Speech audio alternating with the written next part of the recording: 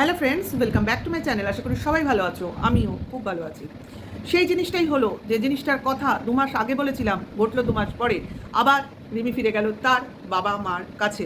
সকাল থেকেই শুনছি এই যাবে, ওই যাবে, সেই যাবে, তখন যাবে। দেখা যাক যাবে নাকি, আদৌ যাবে নাকি, অলরেডি কি চলে গেছে? হ্যাঁ, অ্যাটলিস্ট চলে গেছে। এটা আমাদের কি আপডেট দিয়েছে বলো? অবশ্য করেই রিমির মাসি শাশুড়ি। হ্যাঁ, ভদ্রমহিলা, খুবই ভালো, প্রশংসা করব। এখন উনি এই অবস্থার সুযোগ নিয়ে চ্যানেল গ্রো করছেন কিনা সেটা বড় কথা নয়, কিন্তু উনি মনের দিক থেকে আমার মনে হয় ভালো মানুষ। কারণ দেখো, আমার মনে প্রাণে যাই থাকুক, আমি যদি কারোর বিপদে তার পাশে গিয়ে দাঁড়াই, তাহলে আমার মতো উপকারী মানুষ কিন্তু আর হবে না। এবার আমার মনে কি আছে সেটা পরের কথা, কিন্তু আমি তো মুখ দিয়ে বলছি আমি ওর ভালো চাই, আমি ওর মন্দ চাই না, আমি চাই ও সংসারটা করুক। অ্যাটলিস্ট ওনার কাজের মধ্য দিয়ে উনি ওনার মুখে যেটা বলছেন সেটা বুঝিয়ে দিচ্ছেন। তাহলে এক্ষেত্রে আমাদের কি বলা উচিত? ভালোকে ভালো, তাই তো?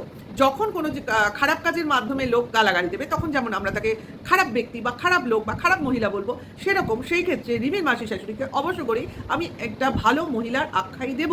হ্যাঁ, অ্যাটলিস্ট উনি ওনার সংসারে লয়াল, উনি ওনার ছেলে বউয়ের সঙ্গে পারফেক্ট, এবং অবশ্যই উনি অনেক লোকজন নিয়ে থাকতে ভালোবাসেন। এবার ওনার এখন যা পজিশন, ইউটিউবের যা অবস্থা, ওনার এখন ছেলের বউ এসে গেছে, কাজ ভাগ হয়ে গেছে, উনি অনেকটা অবসরের টাইম পেয়েছেন, কাজে উনি ওনার মতো ভিডিও করেন, লাইভ করেন। অ্যাকচুয়ালি এরা ভিডিও কম করে, লাইভ বেশি করে। কারণ আমার মনে হয় এদের এটাই সমস্যা হয়, এডিটিংয়ের অমুক তমুক টাইটেল ফাইটেল লেখার সমস্যা হয়। কাজে আমি যদি সরাসরি ক্যামেরা খুলে বসে একটু লাইভ করে ফেলি, তাহলে কিন্তু আমার সময়টাও কাটে, আমার চ্যানেলটাও গ্রো করে, এবং অবশ্য করি আমি কিছু ইনকাম করি। না, এটা কোনো খারাপ জিনিস নয়, অবশ্য করেই নয়। এবং থ্যাঙ্কস টু মাসি, উনি হয়তো আমার বয়সী হবেন, কাজে আমি মাসি বলছি এমনি, মানে নামটা ধরবো না, তাই জন্য বলছি, সেইটা নয়। উনি ছোট বড় ওরম ভাই বলছি না, উনি হয়তো আমার সমবয়সী। যাকে যেটা বলছি, আমার ছোটও হতে পারে, দেখো সেটা ভেবো না, আমি এমনি নাম ধরবো না বলে নাম নিচ্ছি না। আচ্ছা, আর মাসি বলছি কেন, তোমাদের বুঝতে সুবিধা হবে। থ্যাঙ্কস টু হার বললাম কেন? না, উনি আপডেট দিচ্ছিলেন, মানে রিমির সম্পর্কিত, যেহেতু ওদের চ্যানেলগুলো নেই বা দেখা যাচ্ছে না, সেই কারণে ওনার কাছ থেকে আমরা কিছু কিছু আপডেট পাচ্ছিলাম। এইটুকু উপকার ওনার কাছ থেকে হচ্ছিল, কারণ ওই ছোটো ছোটো মেয়েগুলোর সঙ্গে আমরা কিছুটা হলেও ইনভলভ হয়ে গেছিলাম কিছুদিন ধরে। আমি অনেক দিন নয়, কিছুদিন ধরে ইনভলভ হয়ে পড়েছিলাম। এক্স্যাক্টলি ওরা কেমন আছে, কীরকম আছে, এইটুকু জানার জন্য কিউরিয়াসিটি তো হতেই পারে, সেটাই ছিল মনে, এবং সেই আপডেটটাই ওনার কাছ থেকে আমি নিতাম। এক্স্যাক্টলি আজকে যখন সকালবেলা শুনতে পেলাম যে চলে যাচ্ছে, কিছু ঝগড়া, কিছু ঝামেলা এগুলো হয়েছে, যার জন্য, এটা আগেও হয়েছিল, আমরা দেখেছি অনলাইনে বসে বসে, সেই কারণে মানে ওদের মোবাইলগুলোই নিয়ে নেওয়া হয়েছে, একজনের চ্যানেল ডিলিট করে দিয়েছে। কাজে এইসব কারণে ওদের আর অনলাইনে আনা হচ্ছে না। সেই একই জিনিস, সেই একই ঝগড়া আবার রিপিটিশন হলো, এবং সেই রিপিটিশনের সেই একই ফলশ্রুতি হলো, অর্থাৎ রিমি তার বাপের বাড়িতে ফিরে গেল। এবং মাসির কাছ থেকেই আমরা জানতে পারলাম তার মা এবং মাসি পিসি এরা এসে তাকে গাড়ি করে নিয়ে গেছে, এবং এটাই করা উচিত। এক্স্যাক্টলি আমি বলবো, মার পক্ষে আর কি করা থাকতে পারে? যদি মেয়ে বাড়িতে, তার শ্বশুর বাড়িতে ঝগড়া হয়, ঝামেলা হয়, অশান্তিতে থাকে, না খেয়ে থাকে, দেখো ঝগড়া ঝামেলা হলে কিন্তু খেতে ইচ্ছা করে না, তার মানে এই নয় শ্বশুর বাড়িতে তাকে খেতে দেয়নি, এটা নয়। ইচ্ছা করলে খেতেই পারে, কিন্তু মানসিক অবস্থা, মনের অবস্থা, এইটা ভেবে অনেক মানুষেরই খাওয়ার ইচ্ছাটা চলে যায়। কাজেই সেই অশান্তির মধ্যেও থাকতে থাকতে তিতি বিরক্ত হয়ে যাচ্ছিল। এটাই হবার ছিল। লোকে বলবে সহ্য করো, সহ্য করো, সহ্য করো, যে থাকে সে বোঝে। এটা যারা বলছে না, তাদের নিয়ে গিয়ে ওই রকম পরিস্থিতিতে রেখে আসতে হয়। ওই মেয়েটা কী দোষ করেছে যে তার এই প্রেসিয়াস টাইমটা ওইভাবে, তার জীবনের এই সময়টাকে ওইভাবে ওই নরকে বসে বসে শেষ করবে, যেখানে তার স্বামী, শ্বশুর, শাশুড়ি তাকে মন থেকে মেনে নিতে পারেনি? এটা তো আজ প্রমাণিত, মন থেকে মেনে নিতে পারেনি। শ্বশুর শাশুড়ি মানলেও কিছু এসে যায় না, সংসারটা আমি কার সাথে করবো? স্বামীর সাথেই তো। সেই স্বামীর সাথেই যদি আমার বনিমনা না হয়, স্বামীর মনেই যদি আমি জায়গা না নিতে পারি, তাহলে কিসের সংসার? অবশ্য করি, আর 5 জনের সঙ্গে, আত্মীয় স্বজনের সঙ্গে মিলেমিশে থাকাটাকে নিশ্চয়ই বৈবাহিকভাবে থাকা বা বিবাহিত জীবনের সংসার বোঝায় না। হ্যাঁ, একটা ফ্যামিলিতে কেউ আমায় মানলো না, নাথিং, কেউ, শ্বশুর, শাশুড়ি, ননদ, ভাসুর, দেওর, কেউ মানলো না, কিন্তু আমার পাশে আমার স্বামী দাঁড়িয়ে রইল, সেই সংসারটা কিন্তু আমার হবে, এবং সেই সংসারে কিন্তু আমি লড়াই করে বেঁচে থাকতে পারবো শুধুমাত্র স্বামী পাশে থাকার জন্য। আর একটা সংসারে আমি স্বামীকে পাশে পেলাম না, মানে যার পরিচয় আমার পরিচয়, সেখানে আমার শ্বশুর ভালোবাসলো, শাশুড়ি ভালোবাসলো, মাসি শাশুড়ি ভালোবাসলো, ননদ ভালোবাসলো, যা ভালোবাসলো, তাতে কী এসে যায়? এ তো পাড়া প্রতিবেশীর ভালোবাসার সামিল। এতে কিন্তু কোনো লাভ নেই, এতে লোকসান বেশি, মনের অশান্তি বেশি, প্রশান্তির কোনো জায়গা নেই এখানে। তাহলে সেই সংসারে কি থাকা যায়?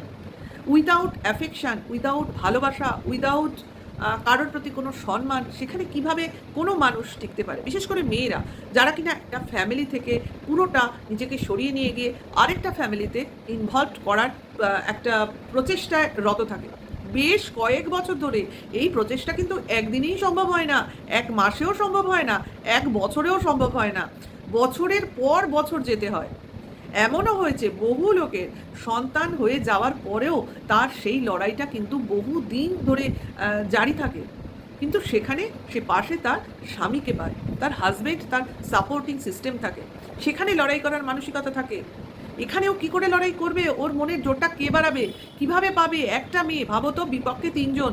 ভাবো তো, আমি তো ভেবে আমার গায়ে রীতিমতো ইয়ে হচ্ছে, লোম খুব খারাপ হয়ে যাচ্ছে। এক্স্যাক্টলি আমার মনে হচ্ছে আমাকে যেন কেউ গিয়ে কোনো অচেনা পরিবেশে, অচেনা পুরীতে বা দ্বীপান্তরে পাঠিয়ে দিয়েছে, এক্স্যাক্টলি।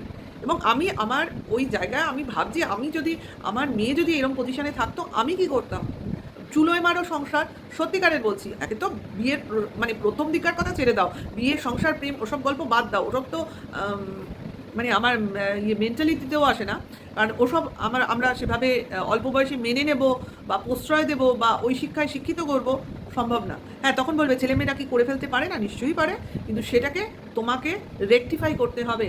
সেই জায়গা থেকে বোঝাতে হবে যে যেটা তুমি করছো তার ফলটা কি, রেজাল্টটা কি। এই বয়সের ভালোবাসাটা ভালোবাসা না, এটা হচ্ছে ইনফ্যাচুয়েশন। এক্স্যাক্টলি, এরা এতে পরেই রিলেশনশিপে ছিল এবং এতে পরেই হঠকারিতার সিদ্ধান্ততে বিয়ে করেছে। বিয়েটা কোনো ছেলে খেলা নয়, এটা বুঝতে হবে আগে। এটা বোঝার আগেই তো এরা বড় ভুল করে ফেলেছে, এবং এদের এই ভুলে সবাই মিলে এদের সাথ দিচ্ছিল এবং এখনও দিচ্ছিল। জোর করে, জোর করে কে কাকে ভালোবাসতে পারে ভাই? জোর করে কারোর বাড়িতে তুমি ঢুকিয়ে দিতে পারো, জোর করে কারোর মনে ঢুকিয়ে দিতে পারো? এটা কি গুন্ডারাজ চলছে না হুকুমরাজ চলছে? মানে এ তো আইনও পারমিশন দেয় না। আইনের লোকও যদি এই কেসটা তাদের হাতে পড়ে, তারা ফার্স্টেই বলবে দুজনকে বসিয়ে, তোমরা কি দুজনে একসাথে থাকতে চাও? দুজনের পারমিশন সেখানে গ্র্যান্টেড হবে, নাকি একজনের পারমিশনে চলবে? এটা পুরোপুরি বেআইনি কাজ। আমি বলবো এটা, এই যে ডিসিশনটা কারোর বাড়িতে কারোকে ঢুকিয়ে দেওয়া, যতই হোক তার লিগাল ওয়াইফ, যতই তার সঙ্গে ডিভোর্স না হোক, কিন্তু একটা 498 কেস তো হয়েছিল। তাহলে একটা 498 কেসে যখন একটা ছেলে কিছুদিন জেল খাটে, তাহলে সে তার বাড়িতে কী করে সেই কেস করা মহিলা গিয়ে থাকতে পারে? এক নম্বর। দ্বিতীয়, যদি থাকে, অবশ্য করেই বরের ভালোবাসাটা মেইন প্রয়োজন। সেখানে বরই ডিনাই করছে, বরই বলছে জানি না, আমার অমতে হয়েছে, আমি চাইনি। তাহলে এখানে কি করে পুরো নেগেটিভিটিতে একটা মেয়ে তোমার এক্সিস্ট করতে পারে? নিজেকে কি করে সার্ভাইভ করবে? ও যে 2 মাস বেঁচে ছিল, হ্যাটস অফ। ওর মা কি করে মেনে নিল জানি না, এরপরে কি হবে বা কি হতে পারে, আবার জোর জুলুম চলবে নাকি। কিন্তু আমি যদি বলবো, যদি বা ফিরে যায়, যদি বা ওই সংসারে আবার ও ফেরার মানসিকতা দেখায়, তাহলে যেন দুটো ফ্যামিলি বসে, বিশেষ করে ফ্যামিলির থেকেও বড় হাজব্যান্ড ওয়াইফ বসে, তাদের যেন মতামত নেওয়া হয় এবং একটা লিখিত নেওয়া হয় যে আমরা একসঙ্গে থাকবো, কিন্তু আর সেই অর্থে ঝগড়া ঝামেলা করবো না, এবং দুজনে শান্তিপূর্ণ জীবন কাটাতে চেষ্টা করবো। ঝগড়া ঝামেলা কোথায় না হয়, সব ফ্যামিলিতে হয়, কিন্তু সেইভাবে হবে না যেইভাবে আমরা আজকে ক্যামেরায় শুনতে পেলাম। শুনেছো নিশ্চয়ই তোমরা, জাস্ট কিমার চ্যানেলে, হ্যাঁ, এই চ্যানেলে আকাশবাণী এসে প্রথমেই যেটা বলছে যে রিমিদের মধ্যে একটা ঝামেলা হয়েছে, এটাকে নিয়ে আপনারা কেউ ভিডিও করবেন না, ওকে। অথচ যার চ্যানেলে এই কথাটা আকাশবাণী এলো, তার চ্যানেলে এই আকাশবাণীর পরে এলো অনেকগুলো ফোন কলের সাউন্ড, মানে কোথাও ফোনের কথা হয়েছে, সেটা রেকর্ডিং করে এই চ্যানেলে শোনানো হচ্ছে। তাহলে ওটা কি কোনো চ্যানেল না? তাহলে ওই চ্যানেলে কেন ওই ধরনের রেকর্ডিং শোনানো হলো? তারপরেও অনেক চ্যানেলের লাইভে এই নিয়ে আলোচনা হচ্ছে। তাহলে কাদের এক্ষেত্রে বারণ করা হচ্ছে যে এদের নিয়ে ভিডিও করবে না? বা কাদের থ্রেটনিং দেওয়া হচ্ছে ওই এত নম্বর কেস করা হবে, যারা যারা করবেন তাদের এই রকম কেস ধরিয়ে দেওয়া হবে? এইগুলো কেন বলা হচ্ছে? অথচ আমরা ওই চ্যানেলেই শুনতে পেলাম যে রিমি হয়তো তার বাবা মাকে ফোন করেছিল এবং সেই বাবা মা রিমির ফোন কল পুরোটা রেকর্ডিং করেছে। হ্যাঁ, করেছে। কে করেছে জানি না, রিমি করেছে না রিমির বাবা মা করেছে বলতে পারবো না। এবং সেখানে ঝগড়াঝাটির ফুল সাউন্ড শোনা গেছে, এবং ওই কল রেকর্ডিংয়ে রিমি বারবার বলেছে আমাকে বাড়িতে নিয়ে যাও, নিয়ে যাও। তার সঙ্গে পুলিশের নাম এসছে এবং পুলিশকে কল করে জানানোর কথা বলা হয়েছে, এক্সেট্রা এক্সেট্রা। যারা শোনার তারা গিয়ে শুনে নিতেই পারো। তাহলে কোনো কোনো চ্যানেলে এইগুলো চর্চা হয়েই চলেছে, অথচ বলা হচ্ছে কেউ তোমরা এদের নিয়ে ভিডিও করো না, তাহলেই কেস দেওয়া হবে। এইসব ভয় কাকে দেখায়? আগে তো পুরো ব্যাপারটা কন্ট্রোলে আনুক। আজকে বুঝতে পারছো সমস্ত ব্যাপার কন্ট্রোলে নিয়ে এসেছি, এই হয়ে গেছে। এটা হচ্ছে পুরোটাই এদের কতটা ফেক কথাবার্তা। কাউকে ভয় দেখানো, কারোর থেকে মোবাইলটা নিয়ে নেওয়া মানেই আমি সাকসেস হয়ে গেলাম, এটা বড় কথা নয়। হ্যাঁ, রিতমের ক্ষেত্রে যেটা হয়েছে, ও অ্যাকচুয়ালি অনেক অন্যায় করে বসে আছে, তার জন্যই এই ওর বিরুদ্ধে এই জিনিসগুলো হতে পেরেছে। এমন নয় রিমির জন্য ওর এটা হয়েছে, ও এক্স্যাক্টলি নিজের কারণেই নিজে ফেসে গেছে। ও তো এমনি ভালো ছেলে নয় এক্স্যাক্টলি, কাজে রিমি থাকুক আর না থাকুক, ও যা করে সেটা কোনো ভদ্র ভালো ঘরের ছেলে ওইভাবে লাইফ লিড করেন না। এবং শুনলাম তোর মাসির চ্যানেল থেকে পাড়াতেও যথেষ্ট বদনাম, লোকে ছিছি করে, কিন্তু ওদের গায়ে আসে না, গায়ে লাগে না। কেন না? পয়সা।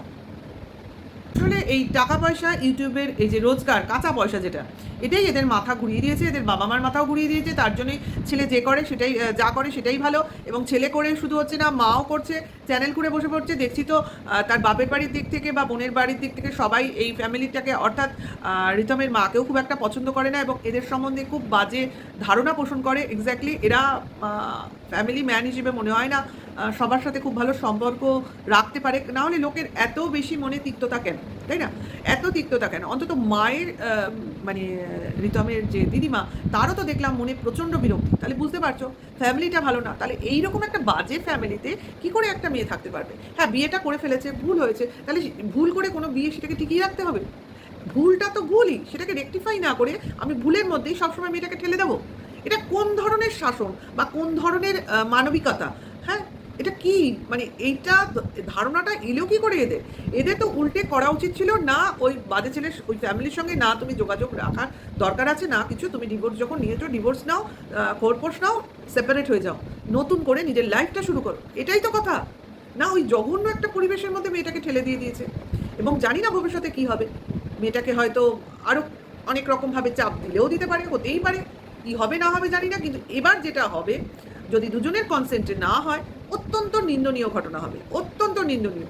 আর এদের নিয়ে ভিডিও করো না বলে আমরা যেটা পজিটিভ বার্তা দিচ্ছি সমাজকে, যে এরা তো জঘন্য কাজ করছে, সমাজকে সঠিক রাস্তা দেখাচ্ছে না, ভবিষ্যৎ প্রজন্মকে একটা বাজে উদাহরণ দিচ্ছে, সব ঠিক আছে, কিন্তু এদের সঙ্গে মানে থেকে যেসব লোক বা প্রশাসনের লোক বা কোনো কমিশনের লোক মিলে বা এদের সঙ্গে ইনভলভ হয়ে এদের সঙ্গে যে ব্যাপারগুলো ঘটাচ্ছে, সেগুলোও কি সমাজকে কোনো পজিটিভ বার্তা দিচ্ছে?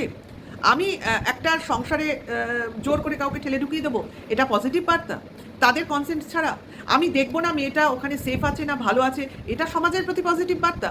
আচ্ছা, মেয়েটাকে বলা হচ্ছে তুমি যদি ওখান থেকে হলে তুমি বাড়িতে ফিরতে পারবে না, যেখানে খুশি যেতে পারো, তাহলে এটা পজিটিভ বার্তা? মেয়েটার কোনো সিকিউরিটি নেই, যদি মেয়েটা ওখানে মারা যায় বা মেয়েটার কোনো ক্ষতি হয়, তাতেও ওদের কিছু যায় আসে না, কারণ ওটা ওর শ্বশুর বাড়ি, শুধু তার শ্বশুর বাড়ির লোকেদের বিপদ আসবে, তার বাবা মারও কিছু যায় আসে না, এটা সমাজের প্রতি পজিটিভ বার্তা? তার মানে আমরা যে খারাপ, সে ক্রমাগত খারাপই হয়ে যাবে, তাকে সেখান থেকে নিয়ে এসে তাকে একটা সুস্থ স্বাভাবিক হেলদি জীবন দেবো না, তাকে আরও ওর মধ্যে ফেলে দেবো, তাকে বোঝাবো না যে তুমি যে জায়গাটা যেতে চাইছো, যে লাইফটা লিড করতে চাইছো, এক্স্যাক্টলি সেটা হচ্ছে বিষ পান করার মতো জিনিস, সেখান থেকে তুমি ফিরে আসো। যে মানুষটা এক্স্যাক্টলি এই, তাহলে ওই রিহাবে নিয়ে যাওয়ার কোনো প্রয়োজন নেই, ওই নেশা থেকে মুক্তি দেওয়ার তোমার প্রয়োজন নেই, করেছো যখন তোমাকে করতেই হবে, এরকম ব্যাপার। এক্স্যাক্টলি তাই চলছে এখানে, গুন্ডারাজই চলছে। প্রতিবাদ এটাকেই বলে, এটাকেই সমাজ সেবা বলে, এটাকেই বলে সমাজের প্রতি একটা পজিটিভ বার্তা দেওয়া, যে মেয়েটাকে বাঁচাও, ওই ফ্যামিলিটা তো জঘন্যই, ওরা এমনিই টিকে থাকবে। দেখো না জলা জঙ্গলে আগাছা জঞ্জাল কিভাবে টিকে থাকে, তা মেয়েটা কি দোষ করেছে? মেয়েটাকে তো বোঝাও। জাস্ট যারা এগুলো করছে তাদের প্রতি ছি ছাড়া আর কিছু মাথায় আসছে না। হ্যাঁ, আর এদের সঙ্গে মিলে প্রশাসন যে কাজগুলো করছে, সেটা কিন্তু প্রশাসনের মানে রিতমের সঙ্গে একটা অন্য ধরনের কাজ, এটার সঙ্গে রিমি এর মধ্যে যুক্ত নয়, বা রিমির ওই বাড়িতে থাকা বা রিমির বিয়ে, রিমির ডিভোর্স এর মধ্যে যুক্ত নয়, এটা টোটালি অন্য ব্যাপার। এবং তার জন্যই মোবাইলগুলো আটকে রেখেছে।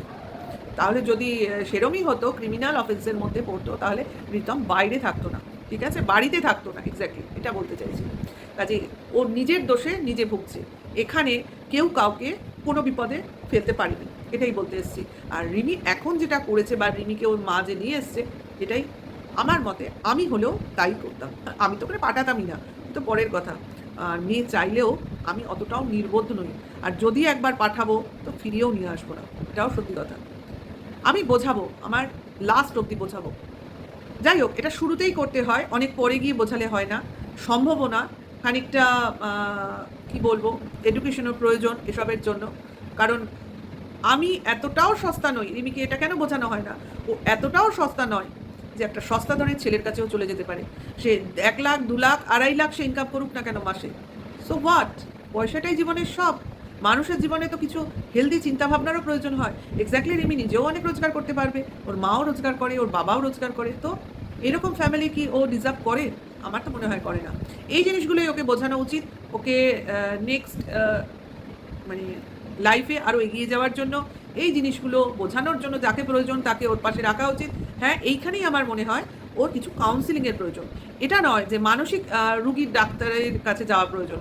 কাউন্সিলিং কিন্তু একটা আলাদা জিনিস, যেটা কিন্তু কথা বলে বলে মানুষের মনের সঙ্গে ভেতরে ঢুকে তার মনের দুঃখ কষ্টগুলোকে বের করে এনে নতুন নতুন ক্রিয়েটিভিটির মাধ্যমে তাকে নতুন জীবন দান করা, দ্যাট ইজ কল্ড কাউন্সেলিং। ওটা প্রয়োজন, এবং শুধু রিমির না, ওর ফুল ফ্যামিলির প্রয়োজন। কারণ একজন ফ্যামিলির একজনের কাউন্সেলিং করা যায় না, ফুল ফ্যামিলির কাউন্সেলিং হয়। আশা করি যারা জানেন তারা অবশ্য করেই জানেন। ভিডিওটা আমি এখানেই শেষ করছি, কারণ আসবে আরও নেক্সট অনেক পার্ট আসবে, এবং অবশ্য করে বারণ করা হচ্ছে এগুলো নিয়ে ভিডিও করতে, কিন্তু এরা নিজেরাই করছে। এটাই আমার উত্তর। ভিডিও ভালো লাগলে আমার ভিউয়ার্সদের প্রতি বলছি, লাইক, কমেন্ট, শেয়ার করে দিও। নেক্সট ভিডিও ওয়েট করো। এখনকার জন্য টাটা, বাই।